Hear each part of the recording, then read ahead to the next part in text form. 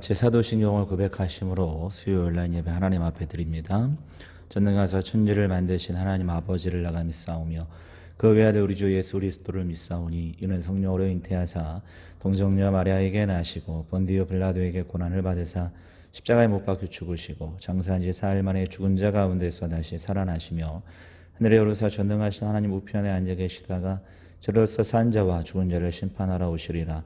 성령을 믿사오며 거룩한 공회와 성도가 서로 교통하는 것과 죄를 사하여 주시는 것과 몸이 다시 사는 것과 영원히 사는 것을 믿사옵나이다. 아멘. 우리 다 같이 함께 온 땅의 주인 찬양 드립니다.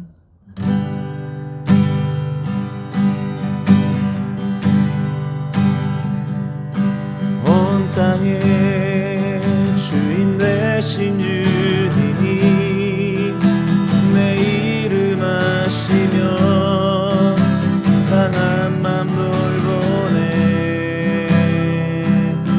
어둠을 밝히시는 새벽별 방황하는 내 맘 주의 길 비추시네.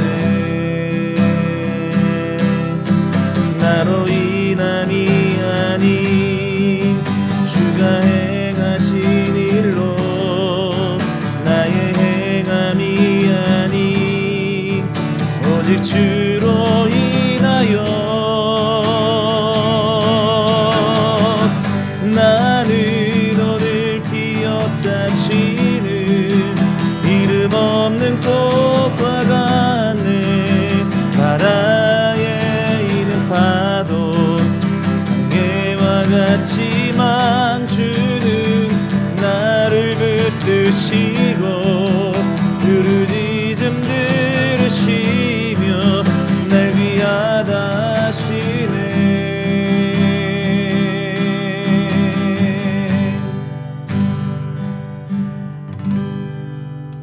하나님 말씀은 이사야서 29장 1절부터 14절까지 말씀입니다. 슬프다 아리엘이여 아리엘이여 다윗이 진친 성읍이여 해마다 절기가 돌아오려니와 내가 아리엘을 괴롭게 하리니 그가 슬퍼하고 애곡하며 내게 아리엘과 같이 되리라. 내가 너를 사면으로 둘러 진을 치며 너를 내어 대를 쌓아 너를 치리니 내가 낮아져서 땅에서 말하며 내 말소리가 나직이 티끌에서 날 것이라. 내 목소리가 친접한 자의 목소리 같이 땅에서 나며 내 말소리가 티끌에서 짓거리리라. 그럴지라도 내 대적의 무리는 세미한 티끌 같겠고 강포한 자의 무리는 날려가는 겨 같으리니 그 일이 순식간에 갑자기 일어날 것이라. 만군의 여호와께서 우리와 지진과 큰 소리와 회오리 바람과 폭풍과 맹렬한 불꽃으로 그들을 징벌하실 것인즉 아리엘을 치는 열방의 무리 곧 아리엘과 그 요새를 쳐서 그를 곤고하게 하는 모든 자는 꿈같이 밤의 환상같이 되리니 줄인 자가 꿈에 먹었을지라도 깨면 그 속은 여전히 비고 목마른 자가 꿈에 마셨을지라도 깨면 곤비하며 그 속에 갈증이 있는 것 같이 시온산을 치는 열방의 무리가 그와 같으리라. 너희는 놀라고 놀라라. 너희는 맹인이 되고 맹인이 되라. 그들의 취함이 포도주로 말미암음이 아니며 그들의 비틀거림이 독주로 말미암음이 아니니라. 대저 여호와께서 깊이 잠들게 하는 영을 너희에게 부어주사 너희의 눈을 감기셨음이니 그가 선지자들과 너희의 지도자인 선견자들을 덮으셨습니다. 그러므로 모든 계시가 너희에게는 봉한 책의 말처럼 되었으니 그것을 그 아는 자에게 주며 이르기를 그대에게 청하노니 이를 읽으라 하면 그가 대답하기를 그것이 봉해졌으니 나는 못 읽겠노라 할 것이요. 또 그 책을 글 모르는 자에게 주며 이르기를 그대에게 청하노니 이를 읽으라 하면 그가 대답하기를 나는 그를 모른다 할 것이니라. 주께서 이르시되 이 백성이 입으로는 나를 가까이하며 입술로는 나를 공경하나 그들의 마음은 내게서 멀리 떠났나니 그들이 나를 경외함은 사람의 계명으로 가르침을 받았을 뿐이라. 그러므로 내가 이 백성 중에 기이한 일 곧 기이하고 가장 기이한 일을 다시 행하리니 그들 중에서 지혜자의 지혜가 없어지고 명철자의 총명이 가려지리라. 아멘. 이제 이사야 선지자의 시선이 다시 예루살렘으로 향하고 있습니다. 우리 본문 1절을 보시면 슬프다 아리엘이여 아리엘이여 이렇게 말씀하고 있어요. 아리엘이라는 단어는 히브리어로 아리라는 말과 엘이라는 말의 합성어인데 아리라는 말은 사자라는 뜻을 갖고 있고요. 엘은 이제 하나님입니다. 그래서 하나님의 사자란 의미를 지니고 있는데 여기 아리엘이요 하나님의 사자 이런 의미가 아니거든요. 여기에서는 예루살렘을 상징하고 있는데 예루살렘아 그러지 않고 왜 아리엘이요 했을까? 많은 사람들의 의견이 분분한데 먼저 이제 이 아리엘은 예루살렘의 옛 지명이다라고 주장하는 사람들이 있고요. 또 한 가지는 여기 그 아리엘 하면 에스겔서에 보면 그 이제 예루살렘에 이제 성전이 있잖아요. 그 성전 안에 하나님 앞에 제사 드리기 위한 번제단이 있습니다. 근데 그 번제단 그 위에 있는 무언가를 아리엘이다 이렇게 이제 지칭한다고 해요. 그렇게 주장하는 사람도 있고 또 여기서 아리엘은 그 번제단이 있잖아요. 그 번제단 그 밑에 불을 태워서 이제 짐승을 태워서 제사 드리는 거기 때문에 그 밑에 불이 있는 곳을 아리엘이다 이렇게 주장하는 사람들도 있습니다. 이제 분명한 것은 예루살렘을 지칭하는 건데 그 예루살렘을 지칭할 때 이제 그 종교적 형식만 남아 있는 빈 껍데기만 남아 있는 예루살렘을 비꼬아 부르는 말이 오늘 본문에 아리엘이다 이렇게 말씀을 드릴 수가 있습니다. 예루살렘은 절기 때마다 이제 수많은 사람들이 이제 인산인해를 이루잖아요. 그러니까 3대 절기도 있을 뿐만 아니라 또 여러 가지 절기들 때마다 사람들이 지방에서 짐승을 가지고 와서 하나님 앞에 번제단에 이제 제사를 드리는데 그 규모나 또 양을 보면요 어마어마하죠. 근데 그렇게 거대하고 그 다음에 양을 볼 때 엄청난 그런 제사를 하나님 앞에 드린다 할지라도 결국에는 빈 껍데기만 남은 형식만 남은 그 제사를 드리는 예루살렘을 하나님께서는 심판하시겠다라는 것이 오늘 본문의 말씀인 것을 볼 수가 있습니다. 최근 1년 동안 코로나 사태로 인해서 한국교회가 참 큰 어려움을 겪고 있는 것을 볼 수가 있죠. 근데 이제 가장 슬픈 것 중에 하나가 뭐냐면 그동안 잘못된 신앙관을 가지고 있었던 그 한국교회들이 그 코로나 사태로 인해서 민낯이 다 드러나고 있다라는 거예요. 가슴 아프죠. 사실은 이제 참 그 하나님의 뜻을 쫓아서 참 열심히 진짜 목회하는 교회들이 훨씬 더 많이 있거든요. 그런데 잘못된 신앙관 때문에 어쨌든 그 한국교회 민낯이 이렇게 적나라하게 드러나는 것을 볼 때 그 사람들에게 비판을 받는 모습을 볼 때 참 목회자로서 굉장히 가슴이 아픕니다. 최근에 이제 또 어떤 선교단체가 문제가 생겨서 지금 이제 그 코로나 집합 금지 명령을 어기고 산에서 집회를 해가지고 그 산속에 있는 사람들 통해서 지금 막 이제 전파되고 있는 그런 현실들을 볼 때 사람들에게 엄청나게 비판을 받고 있지 않습니까? 그 선교단체가 우리나라에서는 제일 큰 선교단체로 알고 있어요.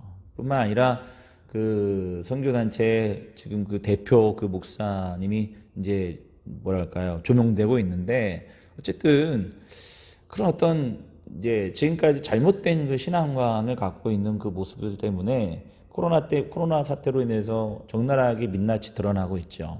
그들이 주장하는 것이 백투 예루살렘이라고 해서 이제 그 복음이 예루살렘부터 시작이 됐잖아요. 그게 이제 세대를 거쳐서 다시 복음이 예루살렘으로 다시 들어가게 되면 예수님이 재림하신다. 이것을 전문적인 용어로 세대주의적 종말론이라고 하거든요. 그러니까 좀 사실 이단 시비까지 붙을 정도로 말도 안 되는 얘기인데 그 주장들을 보면서 좀 그럴싸합니다. 근데 제가 이제 위험하다고 이야기하는 것 중에는 사실 세대주의적 종말론 뭐 그렇게 생각할 수도 있겠다 이렇게 여기지만 그것이 문제가 아니라 진짜 위험한 것은 이 선교 단체가 선교하는 그 방식이 문제가 있어요. 그러니까 굉장히 전투적으로 선교 활동을 하고 있거든요. 그러니까 예수님을 믿지 않는 사람들, 그런 나라, 국가 이런 데 가서 소위 말하는 땅 밟기 뭐 이런 것들을 통해서 그 사람들에게 어떤 뭐라 그럴까요? 강제로 또는 이렇게 전투적으로 복음을 전하는 그런 모습들 제가 동영상들을 이렇게 몇 번 본 적이 있었는데 굉장히 인상을 찌푸리게 하는 복음이라는 것은 사실 굉장히 소중한 거거든요. 경이롭고 놀랍고 아름다운 것인데 그것을 전달할 때 어떻게 전달하느냐가 굉장히 중요한 거예요. 제가 예전에 베트남에 간 적이 있었는데 그 베트남에 갔을 때에 그 예수님의 그 상 거기 올라가는 그 전망대가 있어요.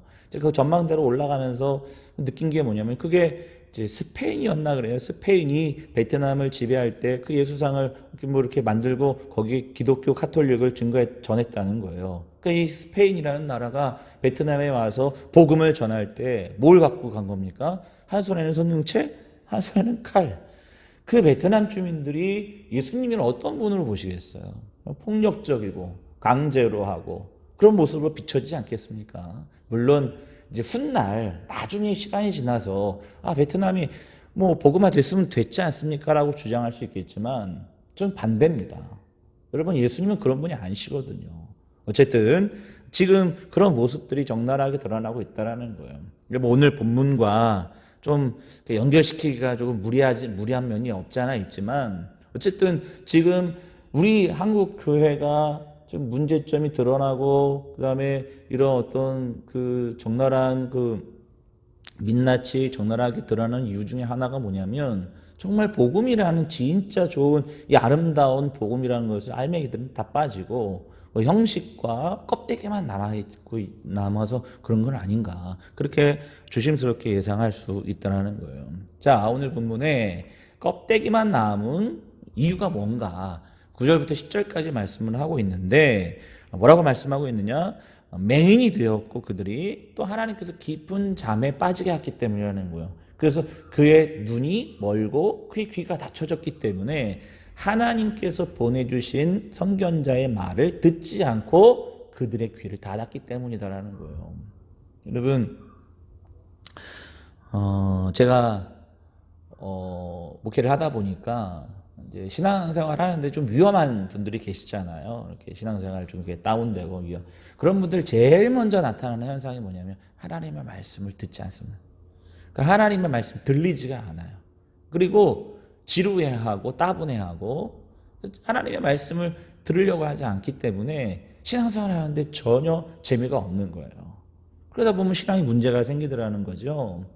오늘 본문 우리 13절을 보시면 이렇게 말씀하고 주께서 이르시되 이 백성이 입으로는 나를 가까이하며 입술로는 나를 공경하나 그들의 마음은 내게서 멀리 떠났나니 그들이 나를 경외함은 사람의 계명으로 가르침을 받았을 뿐이라 이렇게 말씀하고 있어요.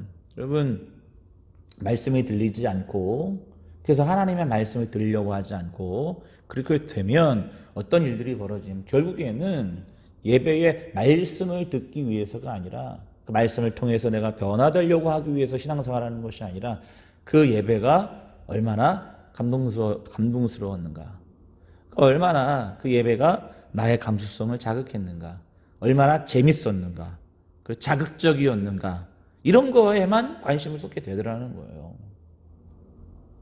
한국교회 또 하나의 문제점이 뭐냐? 바로 이 문제죠. 교회가 자꾸 예배의 형식이나 그 예배 거치장에만 신경 쓰다 보니까 정작 하나님의 말씀을 잊어버리고 그 알맹이 진짜 복음을 중요하게 여기지 않고 예배 거칠에만 더 신경 쓰는 모습들 이런 것들로만 자꾸 치장되다 보니까 한국교회가 자꾸 문제가 생기더라는 거죠.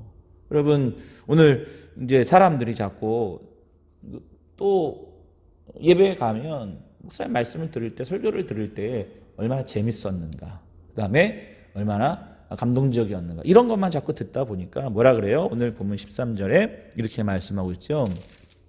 사람의 계명으로 가르침을 받았을 뿐이라 이렇게 말씀하고 있어요. 여러분 우리가 하나님의 말씀을 들으려고 하지 않고 자꾸 예배 형식이나 그 다음에 뭐 감동을 줬느냐 안 줬느냐 재밌었느냐 이런 거에만 자꾸 빠지게 되면 결국에는 이렇게 우리가 사람의 그런 겉모습만 중요하게 여기는 빈 껍데기만 남은 신앙이 될 수밖에 없다라는 거예요. 그러나 오해하지 마셔야 됩니다. 예배 형식이 중요하지 않다는 것은 아닙니다.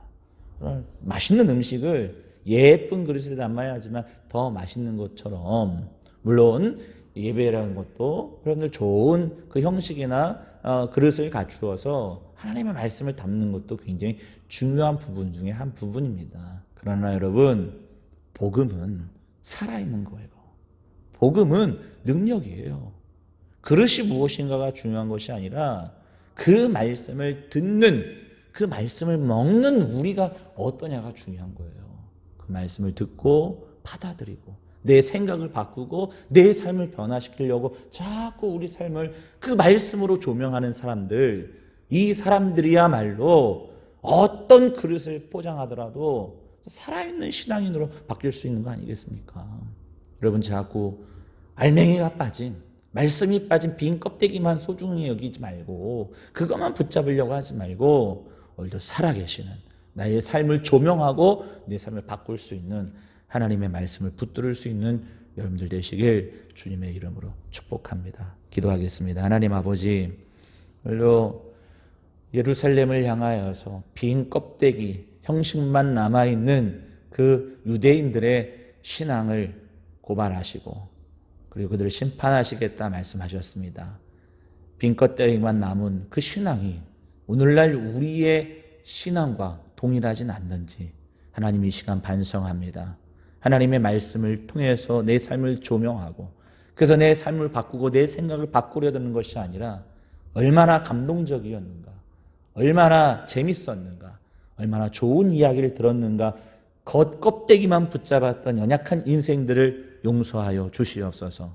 오늘도 주의 말씀 듣고 깨닫고 변화되어 하나님의 말씀을 따라 살아갈 수 있는 믿음의 종들 될 수 있도록 주님 축복하여 주시옵소서.